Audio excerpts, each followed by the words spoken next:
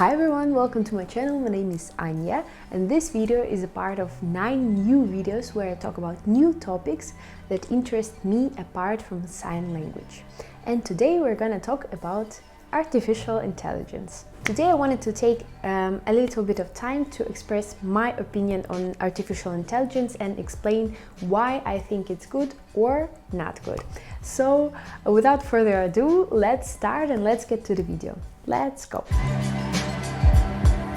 When the topic first appeared and when people first started talking about ChatGPT, I didn't use it for quite some time, like for a couple of months. When people were using it already, I was like, well, I'm not sure if I want to, and then I started using it as other people are, and I found it really cool because it makes the work so much easier, it explains things to you, it makes it easier to learn, and everything. So I found it really cool that it helps people in everyday life. Also, what I found wonderful about AI is when articles started popping up like we found artificial intelligence that can predict cancer before people can see it, or like we found a machine that can predict some type of disease before people's eye can even see it or acknowledge it.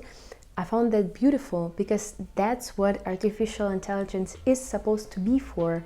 It's for helping people with things we cannot do by our own. My opinion was it's great that there is artificial intelligence that can help us with the things we cannot get further with, and that's perfect that we have it and it can make people's lives easier and maybe save lives even. So I found it great. But then a topic with artists versus AI started appearing, and as it started to be like, oh, it's not just AI explaining you how to do some things anymore, it's AI giving you things that are belonging to other people, for example artists, because it was a huge topic and it still is, of artificial intelligence like ChatGPT just stealing other people's artwork and then just morphing it into their own, which is still crazy to me, and then giving it as their artwork, as ChatGPT artwork, which is not real because artificial intelligence does not create art. It just morphs people's art into their version of it, which is not creative, it's just reusing and stealing. And as a person that creates art herself, I do not really post my paintings or my drawings, but I draw all the time, and just the thought of some machine stealing my art and then giving it to others as art created by ChatGPT, which is, I repeat, not real, this makes me really upset.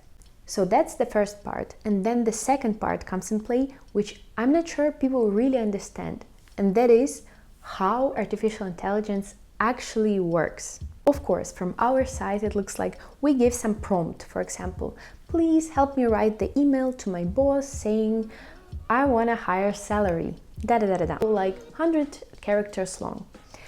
And then from our point of view, it's just we type this into computer and computer gives it back to us in like couple of seconds or even less, because AI is supposed to work fast and give you answers right away so that you don't have to wait and you don't have to work on it. What actually happens is the data that you input goes to a data center where it needs to be worked at, and then it gives you the answer taken from the data center. And what is important to understand that data center is not a virtual thing and it doesn't exist in a virtual world. It is a real building, and it stands like data center is a building, as you would call like a, I don't know, a bank. And when the answer gets generated, the machines in the data center get really hot. It's like a computer. When you start, for example, Sims on the computer that is not made for Sims, and it's like mine, and is not prepared for such big games and is working with lots of information, the machine gets really hot. For example, for the phone, when you have an old phone and you make lots of tabs open on it, it can get really hot as well. It's because the machine is working with too much information. The same thing with data center. When it has too many requests, which, oh my god, ChatGPT gets so many requests every day. I'm sure everyone understands it. It gets really hot. And in order to cool this machine, there needs to be some sort of fluid that cools it. And the fluid is water. Among other 100 problems that we have in the world right now is climate change, and that lots of people do not have access to water and do not have access to clean water.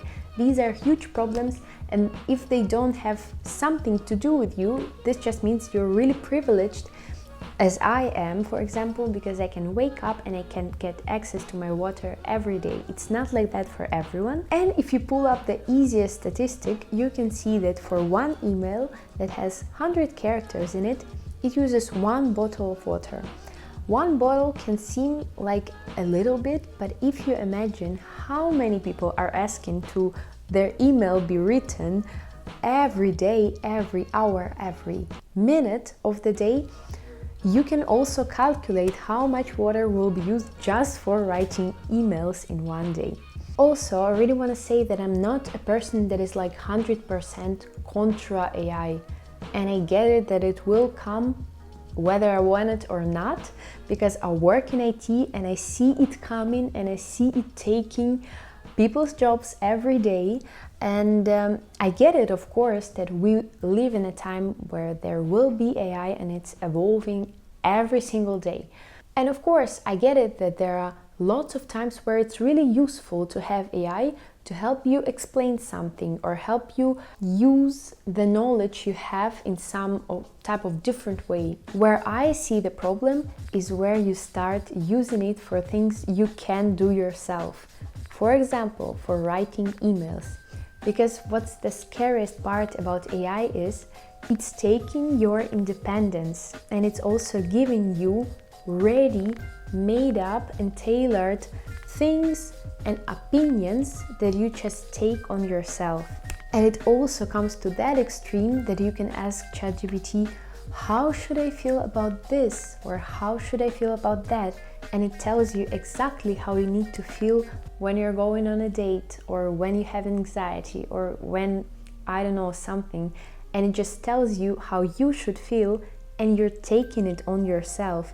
You're taking the opinion that is formed by a heartless machine and you're taking it to yourself, which leaves you without your opinion. And at some point, we don't write emails anymore, we don't text our friends anymore, we don't create content anymore, and we just give it to the machine to make it for us. So, to finalize my opinion on AI, I would say that it's really nice that we had an idea to create AI, and that we as people decided, yeah, let's make a machine make our lives better.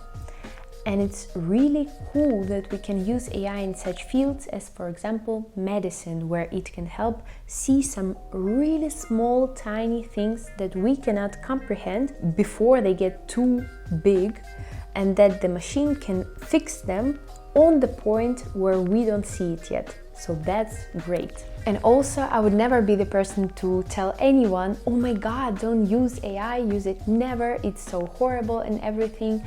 But what I will do is encourage you to do one thing.